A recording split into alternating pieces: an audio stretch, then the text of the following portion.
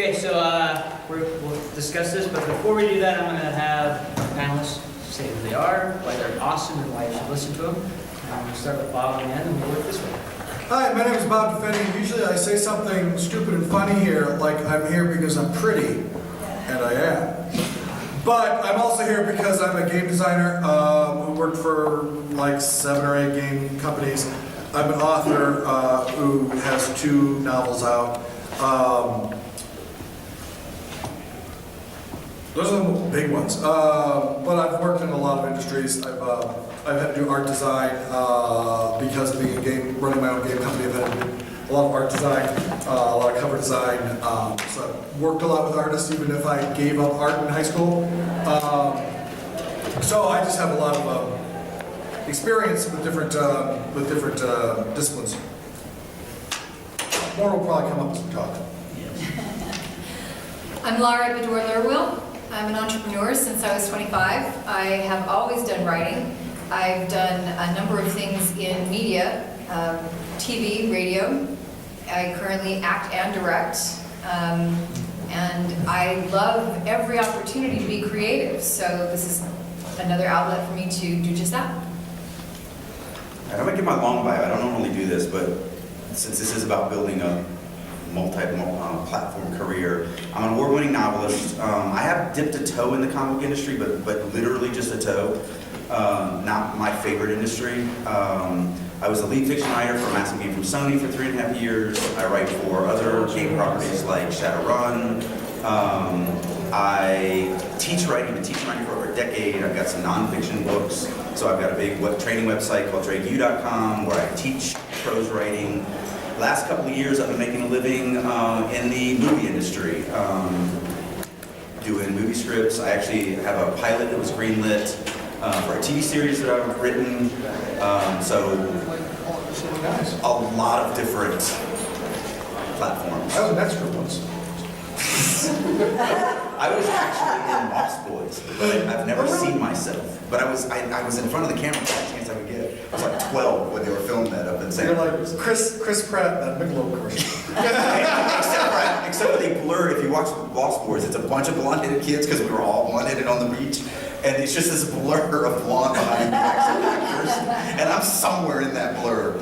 I had to be. That's what. Other than that, I'm definitely behind the camera. I've got a face for radio, so. Nice. Why I'm the moderator, I'm an author as well.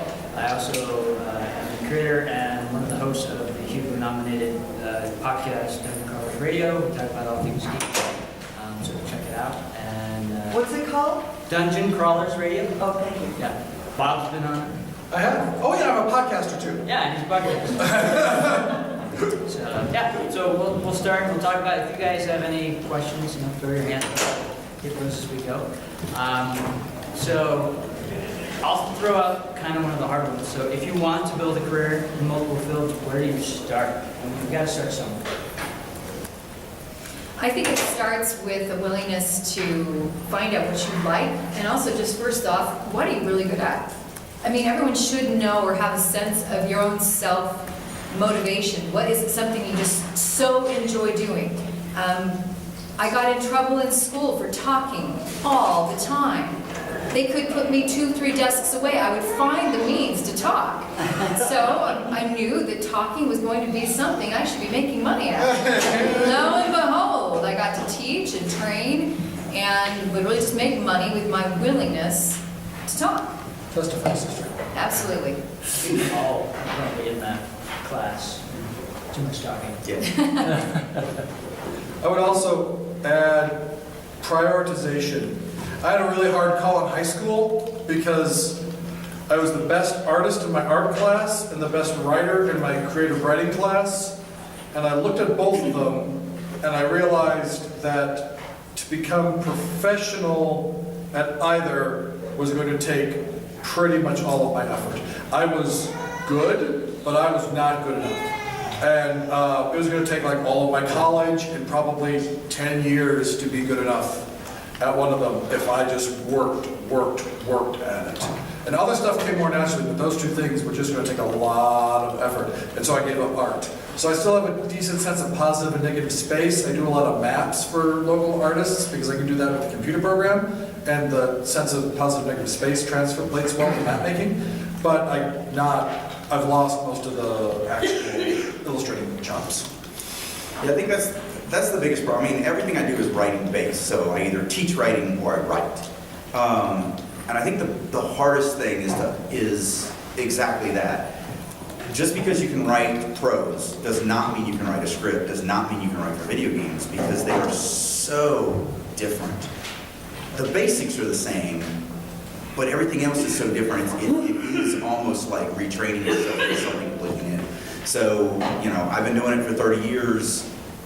It's what I've been focusing on. But even like when I really started getting into movie scripts, because I actually got a job writing a movie script before I really was ready to professionally write a movie script. So I kind of learned on the job as I was writing it. But it was so different from writing prose, and that's why they hired me, because they were huge fans of my prose work. And like, well, obviously you're a writer because you're amazing, so write this movie script. And I'm like, sure, I am amazing as a writer. I can write that movie script. And then you realize that we're both wrong. Like, scripts are so different than prose. And so it took me 2 years to write that movie script.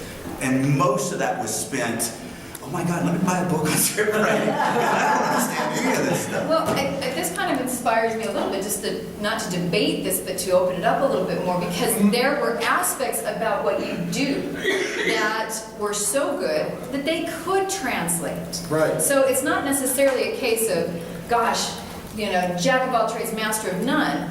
I think it's a willingness to be a little bit of a Renaissance person and see where they tie in. Point of fact, I was a theater gal, and I was approached by my partner, before he was my partner, Scott Fisher, and he said, "You're funny, and you're fast, you're doing improv, you should do radio." I was like, no, I'm really not interested in radio. Why would I want to do radio? It doesn't have an actual audience. You can't interact with them. I just don't see any appeal for that. 6 months later, who's his partner? And I had to learn immediately the difference between an audience that seems live and immediately responsive, like all of you, and what is a radio audience? How do I, in a sense, reach and perform to that radio audience? Those tangents, those things I found that were the same or similar to, is what made it work, always. So it may seem very diverse, or I can't be that artist and this person. And in some cases, sure, Anthony Hopkins is a great actor and he's a great painter, but do we know that he's a painter? He sells his paintings, but he's actually famous for. So, that's the challenge. I think if you find those tangents that feed into why they will help you, then of course, there's part of the journey, there's part of the success. I want to drill down and give another example. There are maybe 3 things in life that I will legitimately say I'm good at. Writing isn't one of them. But there are about 3 things in life that I legitimately say I'm good at, and one of them is story structure. That's why I do the plot a novel in an hour class I do every other year. And the story structure I use is the 3-act structure from movies, because that can be applied to anything. I only use a 3-act play for all my novels. I do not use other novel structures. And I will apply the 3-act structure to screenplays. I apply it to novels. I apply it to short stories. And I apply it to RPG adventure design. And when I do it, I actually describe the 3-act structure to the people running it, so that they understand how story works when they're running the adventure. Because here's a little trick I learned, is that people will feel less like they're on rails in an adventure if they're not on rails. And the trick to that is, if the GM knows story structure, whoever's running the thing, if they know story structure, they can solve any problem. If, like in an adventure, if they go off in a totally different direction, the players, that doesn't matter as long as you know the Act 2 twist is coming up. I just need a new Act 2 twist. If you have that story structure built into your bones, you're ready for any eventuality. And that's the thing I learned, and that's the thing I translate. After that, it's a matter of how do I write a screenplay versus prose. Those are 2 different skills. That's a much smaller skill set to learn than the fundamentals. Well, I wanted to add one thing to it. Here's an insider secret that nobody talks about, and I don't know why. Movies are actually not written in the 3-act. They are written in a 3-act play, but in a movie, Act 2 is actually in 2 halves. Yeah, so It's actually a 4-act play when you write a movie script. So you line out Act 1 and you get your 10 scenes. You line out the first half of Act 2 and you get your 10 scenes. And that has to end in your mid-movie hook. And then you have 10 scenes for your second half of Act 2, which has to end in your, all is lost or whatever you're gonna, do there. And then you have your 10 scenes for your Act 3, which is really your 4th act. But you don't, and that was actually something I didn't learn for about a year. And when somebody from the inside finally showed me that, I was like, oh fuck, now this all makes sense. Because I have been using the 3-act play for decades to write novels. And it's just so, you follow the hero's journey or whatever, the hero's redemption story arc or whatever the story arc that you're following, they all fit perfectly in that 3-act play. Then you go to script writing and you're told, well, on page 5, this has to happen. On page 35, this has to happen. On page 75, this has to happen. And you're like, there's no way. There's no way this is gonna, and then I start watching movies and I fast forward to 5 minutes. Actually, I fast forward to 4 minutes and 30 seconds and I watch a minute and I go, holy fuck, there it is. And then I fast forward to 34 and a half minutes and I watch that minute and I'm like, yeah, there it is. And so it's crazy. It's learning a different skill set. The basics are the same, and that's what I was trying to say. So it's the same thing you're saying. Take what you know. It was sort of like I'd been teaching live for 10 years. And then when I launched the Drakey website, I started recording my classes. So it's just me at my desk with a camera and a microphone hanging up in the air. And I probably recorded 8 or 10 half-hour classes and threw them all away because they were horrible because I didn't have an audience. I teach live. I stand on a stage and I talk to a couple hundred people and I get that, even though I don't really, especially in my lectures, I don't have time in 45 minutes to get questions. It's just me. It's still different than just me looking at a camera. And so it took me a couple months of just practicing, doing classes that I've been doing for a decade, to do them to where they actually looked right on video. So, and it's finding what's the same and then figuring out what's different and fixing what's different. Yep. What do football coaches teach? Fundamentals, fundamentals, fundamentals. Because if you have your fundamentals, you can adapt to lots of situations when they come up. If you know structure and you know dialogue, and you can write witty dialogue and a good structure, you can write most anything. Because even if you're a bad novelist, you can turn into first person and do okay. I mean, it's not going to be as good as a great novelist, but it's not going to suck, Well, I'd like to bring up something else that is more career-based for a minute, because I've heard people say, well, I decided, this was yesterday, this person, a friend of mine says, well, I decided not to be a writer because you can't make money doing that. And I don't want to do something that I can't make money at. And it Sounds was like your just, friend is very smart. this is true. Because you pretty much can't. The thing is, but when we talk about artistic careers, do we not often predicate it with, but you can't make money at it even though you love it? Now, I will say, honestly, that teaching has proved that you can't really make money teaching, because that's just, teaching in school, public Now I know schools, why we're it's so got broke, because my wife's a hard. teacher. It's really hard. I was that for 8 years. The thing is, when we tell ourselves we can't make money doing it, then we think, well, I better diversify because I love this so much, but I got to make money doing something, right? So is that true? Are we operating from a standpoint of you really can't make money, or you just can only make money if you become J.K. Rowling? I think... Well, unfortunately, it's a double-edged sword, because one of the reasons why I am in so many markets is money. I was an award-winning novelist when Sony approached me, and they were huge fans of that. They were launching this big game. They wanted a real novelist as their, lead fiction writer, and I was it. I never approached Sony. I never worked in the gaming industry, didn't know jack about it, and they were like, and here's what we're gonna pay you every month. And I'm like, yeah, that sounds great. I'm gonna do that. I'm gonna work for you. And same thing, these last couple of years when I got into the movie industry, it was the same thing. It was, somebody approaching me going, here's a check. I want you to do this project. And it's hard to turn that down. I mean, I've got a wife, I've got a house, I've got 2 kids, one's going to college, in August.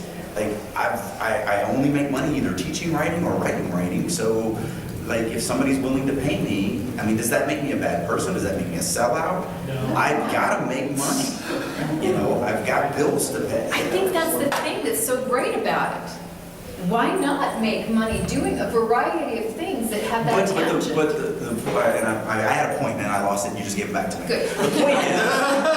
The point is, I feel my strength is the prose. That's my number one strength. And I am in negotiations with a very large publisher on a 6-book contract right now. If I made enough money that satisfied us as a family, as a prose writer, I don't know. I mean, now this TV series, again, we're doing the pilot, so maybe that sells, maybe that doesn't. Obviously, if it does, I'm gonna go down that path anyway. But if it doesn't sell, if this thing goes off with this big company and that takes me down that path, I would much rather just be a prose writer. I'd rather be a novelist and nothing else. Unfortunately, while I make money as a novelist, I don't make enough for the wife to quit. And so, that's always been the goal for me is she doesn't want to work. She wants to stay home. That was always the deal. And when I quit work to become a full-time writer over a decade ago, I was just as ignorant as everyone else. I'm like, oh, it's going to be like 2 years. Like, just go back to work for 2 years and it'll be great. 12 years later, and she still hates her job. It takes 10 years to become an overnight successful writer. Yeah. Well, Piers Anthony, one of my favorite writers, one of his biggest advices to a new writer is have a working spouse, because you won't make money for it. So, and we're talking about one of the most successful sci-fi fantasy writers of our time. Elizabeth Gilbert, Eat, Pray, Love, she wrote, I love Big Magic. It was just this great book that was very heart-open advice to all creative souls. And she says, why would you put the burden of expecting that dream to instantly feed Right. you and clothe you right from the get-go? That's a lot to shoulder. Does it mean you give up? Or does it mean you diversify? You're willing to work at other things while that dream is growing, while your skills are growing. And I would also offer up from the diversification standpoint, everything we 4 have ever done has benefited us as writers and creatives. You always get Everything. better, every project. Every job. If you have an eye toward it and say, how can this help me with this? Elizabeth Gilbert's waiting tables. Does she learn people and observing them and how they function? Does she take revenge on that person who gave her no tip with the, I'm writing you in and you are going to be just... Sure, but everything in life feeds your ability to become better if you are willing to look at it that way. This is a scary thing to tell you, because if you take it at face value, you will do terrible, horrible things to your career. Never take a D&D adventure and write it into a story. Okay? Please, don't ever do it. But one of the most important tricks I learned in writing, I learned from designing D&D adventures. Because there's a trick called the romp, where you, very early on in an adventure, you give the players a romp. It's an easy fight. The point of the romp is it takes almost no effort, but they attach their wish fulfillment to their characters during that scene. Because it's so easy, because they feel so powerful when they're doing it. And then later, when you threaten their characters, the threat is real, because they've become their characters during the romp. Same thing is true in fiction writing. That's why you so often see the main character being super competent at the very beginning of the story. It not only shows their skill set, but it also gives you a chance to say, yeah, I'm that awesome, and put yourself in that person's place, and start identifying with that person, and start feeling, yeah, I could fight like Jackie Chan. I just need to work out a little more, right? And then, later, when he's caught in a ladder, and 6 guys are beating him up, and you're really afraid that he's going to die, you're really afraid that you're going to die because you put yourself in his place. So I'm just wondering, do you guys have any actual technical or concrete advice as to how to segue from one career field into the next one? Maybe some advice as to actually how you do that? I would say it depends a little bit on specifics as to what career you're transitioning into. But I would say from the concrete standpoint, to observe that your behavior around failure or perceived ignorance is what's going to change you in every career shift. So to be very broad at first, I would say look at your willingness to how you handle failure, perceived failure. Because every new opportunity, let's say I'm a business owner. I owned a theater for a time. That partnership broke up. What did I learn from that failure? What do I now take to my next business endeavor? Did I learn enough from that endeavor to now make a more successful transition to a completely different job? But then I think, wow, I didn't answer the question of contracts. I sure learned what that happened. I'm not going to do that again. And then the skills that I learned from that failure translate into a very real thing, I think, in the next business endeavor. So that's a very broad answer, but specifics for me in radio, I wasn't afraid of speaking my mind in improv. Because in improv, you just have to go with that and trust. In radio, you have 30 seconds maybe. You better not be quiet. Trust on that. I don't know if that helps. So one thing that might be helpful here is to define what we mean by a multidisciplinary career, right? Now, my research point in here was, you might be a novelist, you want to get into writing for games, or you might want to get into, the same thing. And I thought what we're doing is leveraging other fields, moving into them with our skill set already. And how you do that. Well, I mean, so first of all, don't follow me because Sony came to me and, Shadowrun came to me and everybody has come to me. So I guess just be awesome and everybody comes to you. No, that's just All right. just write that down. That's your note. Be awesome. No, and if you look at that, so I'll steal a line from you. If you look at it on face value, it's a jerky thing to say.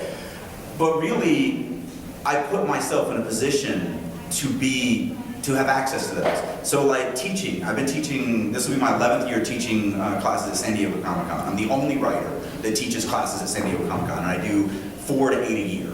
And I put myself in that position. I put myself in front of the Comic-Con people. I showed them, all my accolades for teaching writing all over the world. And so I got that opportunity. And then that opportunity, a couple years in, Sony execs went to my class because they're like, man, there's a writer teaching writing at Comic-Con? This is weird. And then they come up to me like, holy crap, you're amazing. How much would you charge to come teach Sony? And then when I went to teach Sony, I brought my fiction and I passed it out for free because it's freaking Sony.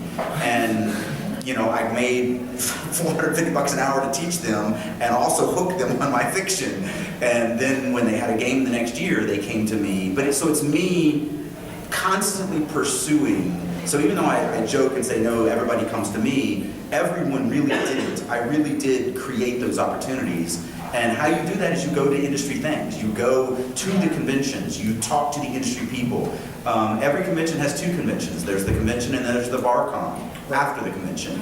You figure out how to get into those BarCons, and you don't talk. BarCon is not about you. It's not about you selling yourself. It's literally about going, hey, can I buy you a drink? What are you doing? When do you have kids? And it's just getting to know people in the industry that you want to be in, and then 2 hours later, they go, so I'm assuming you're a writer. I'm like, yeah, right. Yeah. And they're like, well, I'd like to see, I like you. I've spent 2 hours with you. You're a cool person. I'm interacting with you. You're somebody that, if you have any skill as well, bonus, we might be able to do business together. So it's about networking. It's about putting yourself in there. You will not switch to another industry sitting in Provo, Utah, working at your computer, writing by yourself. I want to give some I concrete. agree. Good. Sorry? No, I was just going to say really quick on the concrete steps, and I love that question because what do? You keep doing what you do, and you have an openness around what that looks like. If I'd continued to say, no, I only do theater, I only stand in front of people, I'd never learn the skills that help me with radio. Because I was doing radio at that time, I got a gig at that time, at the same time, doing TV. I was doing radio in the morning, TV midday, and I was teaching theater in the afternoons. So it's very possible to do all those things you love. It's exhausting. But And when you were asked, if you had said, if they said, hey, we want you to do this radio show, and you go, no, I don't want to do radio. I auditioned. Then guess what's I not did. going to happen? You're not You're gonna never do going to do radio. And that led to another thing. And so it's the openness and the willingness, in some cases, I didn't know if I was going to be any good at it because I'd never done it. But if I said, what am I as a professional? You are a writer. We're I mean, in my writers, mind, but I'm a there's so many novelist. other things. I haven't had a novel other than the nonfiction stuff. then- I haven't had a novel in a couple of years coming. Here's what you do, because every situation is different, so I can't tell you, this is it. Here's what you do. You take what you're doing now. You analyze every aspect of it. You take what you want to do. You analyze what you think are the aspects of it, because you're probably wrong. You figure out where they translate, where they overlap, how you can leverage the one into the other. Michael Stackpole has a reasonably good career as a writer, as a novelist. He started off as a game designer. And when FASA wanted novels for Battletech, he applied and he wrote one. And here's the trick. He wrote a really damn good novel. Warrior on Guard, I think that was the first, was a spectacular novel. And he turned it into them. And they called him up and they said, you gave me a real novel. And he said, that's what you contracted me for. He goes, no, you don't understand. This is a real novel. And they said, yeah, that's what you asked me to write. And he just didn't realize how bad the stuff they were getting was. Stackpole realized. Yeah. I've known Stackpole for a really long time. And yeah, he knows. Yeah, well, I'm sure he knows now, but I mean, back then, did he for sure? Oh, yeah. Did he? Okay. I don't know, because I don't even know if he had read any of the novels at that point. I mean, he's been a tie-in writer pretty much since Jump, because he's in the Star Wars stuff. Right, but the tie-in writing was brand new at the time. I don't even know if any of them came out when he sure He was one of the first. Yeah. But what I'm saying is that he took, and now all of a sudden he's a novel writer. He's putting out good stuff. Once you're a novel writer putting out good stuff, even though it's in the gaming industry, once you're in the New York Times bestseller list, which he was, that problem solves itself, moving to less tie-in or less game design on these stuff. Yeah. So that's one example. If you're Daniel here has a podcast that has huge numbers, right? And when we were talking about his first book coming out, I pointed out to him that those numbers are certainly not going to hurt the first release of his book at all. You know what I mean? Because all those people are potential customers for him. That's a ready-made audience right there that he's been building, maybe not realizing he was building a book reading audience. At the time, no. Yeah, but you all have your unique situations that you've been building without realizing it. Your skill sets, your niches that you can now leverage, and you just need to find out what those are and figure them out and put them in. Brian Hales is an amazing artist who wants to write novels, and he wrote this fairly good novel that has this beautiful art in it.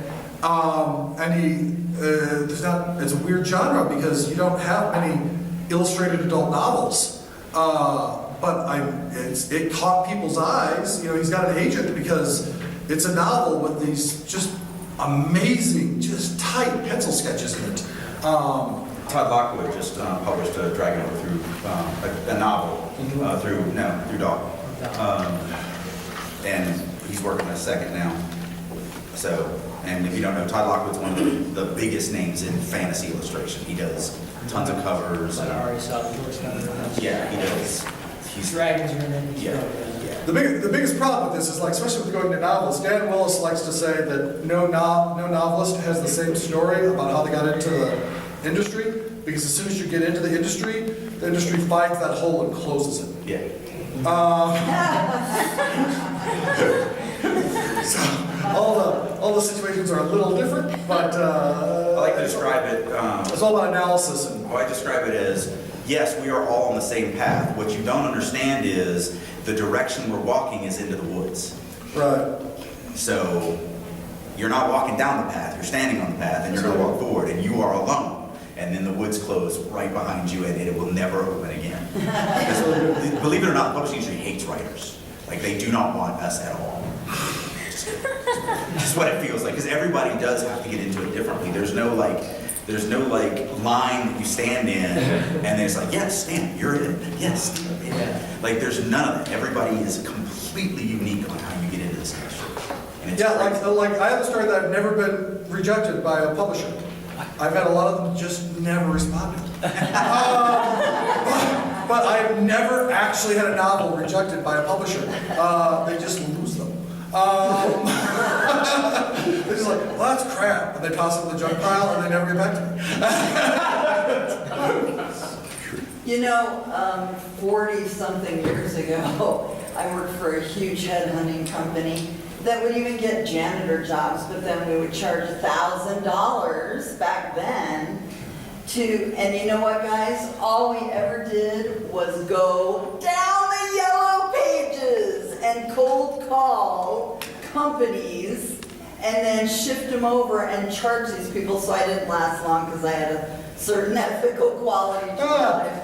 But it's the same. I mean, you have to find out, first of all, what you love, what you like, and then you have to research what matches up with you very instinctively and very thoroughly. You also have to know the industry. I mean, like, I'm a huge video game player.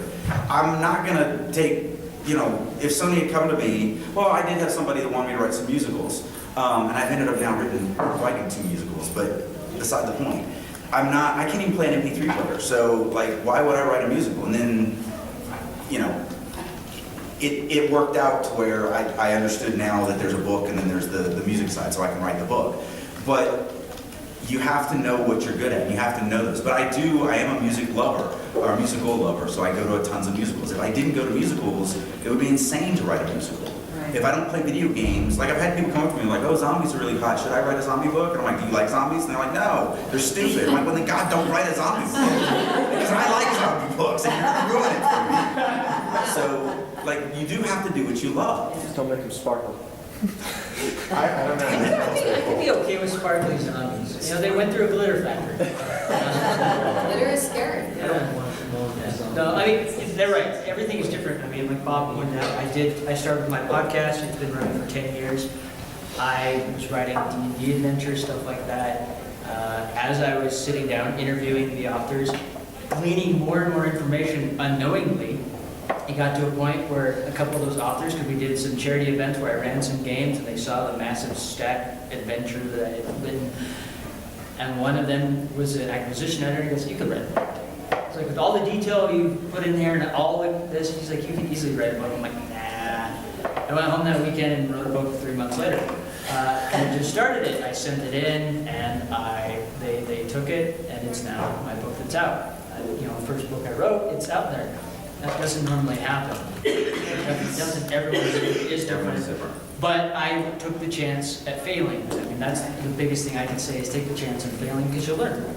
Well, you know, just to piggyback up on that, because I do a lot of writers' conferences that have agents that are taking pitches. Yeah. And I know a lot of agents. And it's so funny because they've told me many times, the number one thing that frustrates them is they will meet 20 people. And here's a little insider secret as well. If you're at a writer's conference and you pitch to an agent, they're going to ask you for your first 3 pages. Don't get excited about that because you're looking them in the eye. They're not going to say, that's the stupidest thing I've ever heard. Like they're going to wait till they get back to New York and they're going to send you an email that says that. They're not going to do it now. So they get 20 people pitching to them. They're going to say to all 20 of them, send me your first 3 chapters. However, there's 1 or 2 that they're actually going, put this away, I'm those 2 I want to see. And the most frustrating thing to agents is they usually only get, of the 20 that they get pitched to, that they say, send me these chapters, they get 1 to 5 of them that actually send them anything. I want to point out a funny story with that. Me and a friend of mine who's I won't name, pitched to the same agent here one year, and she asked for both of our stuff, but she gave us different email addresses. So it was clear that one of us. I wasn't gonna go to all the dirty secrets. Well, we didn't realize we were comparing notes later. Wait, what did you But my point is, Because she gave me the- what you said, Yeah. most people fail as aspiring writers because they're terrified of failure. Yeah. So they never, ever say yes. They never take the step. So, you know, Let's why was I a lead fiction writer for a $650 million video game in an industry that I had never worked in, never trained in, never had anything to do with? Because I said yes. They asked, and I was like, sure, I'll do that for that much money. Great, I learned it on the job. So you have to say, and the funny thing is they actually hired me for two things, and I don't usually say this, but they actually hired me to work on the game, and then well, three things really: to consult with the dev team to build the world, to work on the game doing quests, and to also write the actual fiction that was released as a marketing tool for the game lead up. I quit after 2 months doing the quest line game stuff because it was so, you don't have a character. The character is the player. It was so foreign to me that after trying it for about 2 months, I realized I was never going to be good at it. That the dev team that's been doing it for decades, they were really good at writing a story for a character that doesn't exist. Because that's really what it felt like to me. I'm writing this story, but there's no character that's doing the story. Because it's going to eventually be the player of the game. So I did quit that, and there was a portion of the money that I abandoned because I knew that I was going to be terrible at it. But I still, I still said yes first, and then failed, and then, just shifted all my attention to the other two things. But you have to say yes. And I learned that I was really bad at writing quest lines.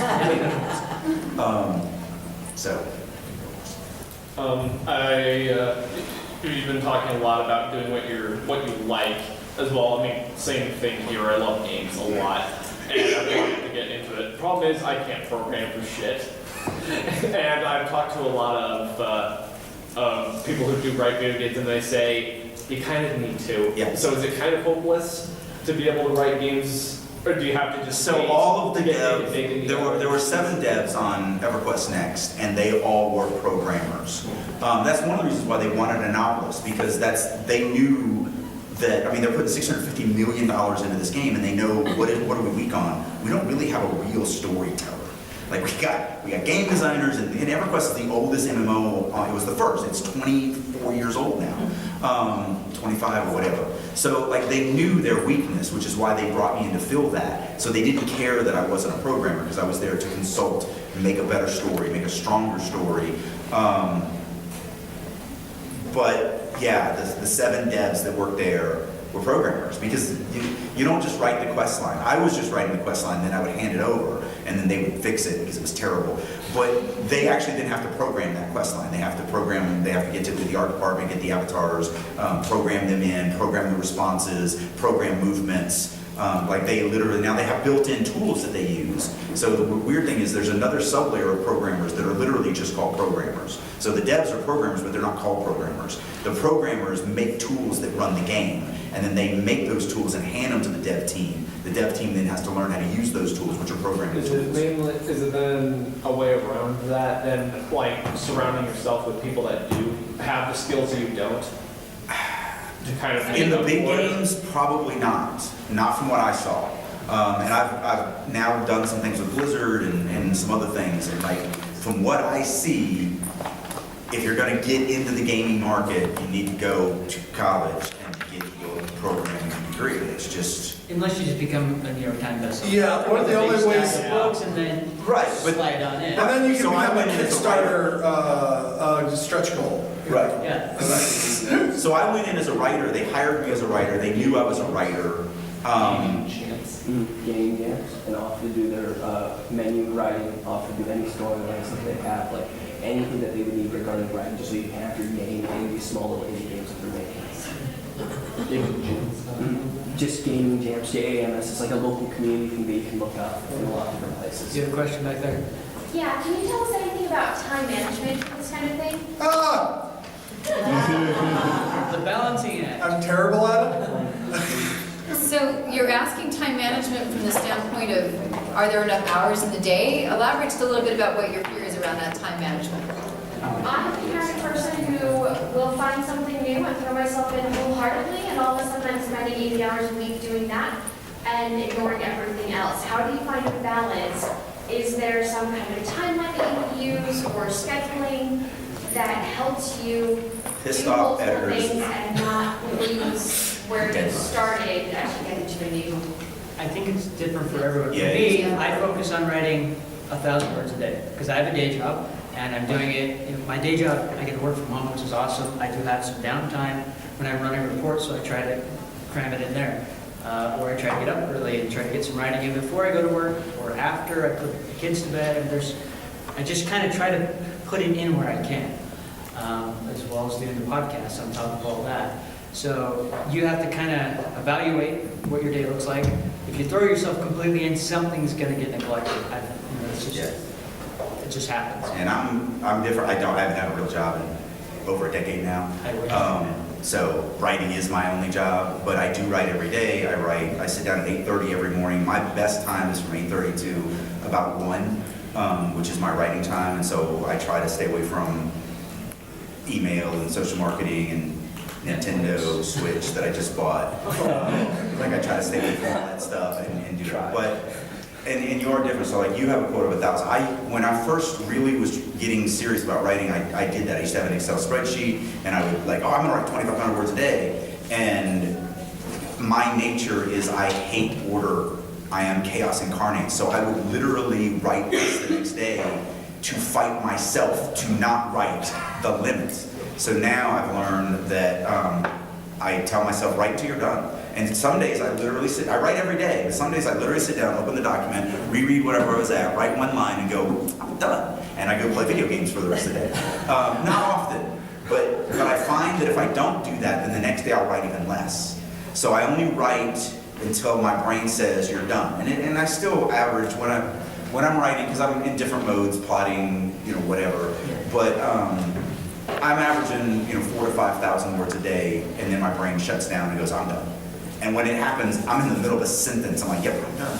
I get up and I leave. Because I know if I write one more word, then the next day I'll write half what I would have written if I force myself to continue. And that's just me, because I'm very much against order. I hate organization. I hate law. I'm very much chaos. And so I have to kind of live my life in chaos. Neutral, or chaotic evil? Probably chaotic good. That reassures me, Steve. I love what everyone's been offering as far as what works best for them. But it really, to me, I think a core element here would be, it is a priority. I may have to show up and be the boss that has a business, and I have to be there, and I have to make sure that people know what to do, but I can also create expectations within that business that says, I'm not available Thursday through Sunday anymore. I will be there and I will focus on what I am doing that Monday, Tuesday, Wednesday when I'm boss lady. But come all the rest of the days, my systems are in place so that my people do their job. If I don't have those systems in place, whether it's in my business life, my personal life, whatever that is, if I don't set that structure up, then I can expect that there will be plenty of things disrupting my tasks as a writer. You have to kind of create the best environment for yourself by creating that priority. What's the most important thing you're going to do? You may still have to go to work for that 40-hour work week, if that's the way things are, and it may well be that way for a while. But if that's still a priority to be that writer, what does that look like? And make that priority, make that choice. And the subsequent sacrifices sometimes that come with it. For me, external deadlines are key, even when I'm essentially doing a self-employed job. When about 8 years ago, I hit rock bottom. I just been laid off of my job. My mother had breast cancer, which turned into lymphoma,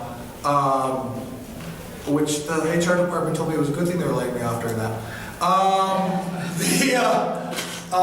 I hit the heaviest I'd ever been. I was just falling apart in every aspect of my life.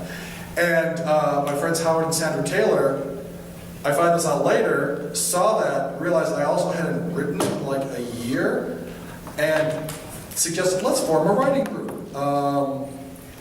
And their whole purpose was to get me writing. Because they tweaked to something that I realized that without the external, well, I kind of knew it, but I'd lost track of it. Without the external deadline, I wasn't accomplishing anything. And so now every Thursday night is that dark and hungry God, and it must be fed. And I've got to write for it. I've got to write for it. I've got to write for it. And when we have LTUE, I don't get much writing done because I know I don't have to turn in that week, because Thursday night, I'm going to be at the Writers of the Future reunion. I'm not going to be at their house. Yeah. All right, I think we're out of time. You are, I get to be the bad guy. It's time, everyone. Thank you for your questions. I appreciate it.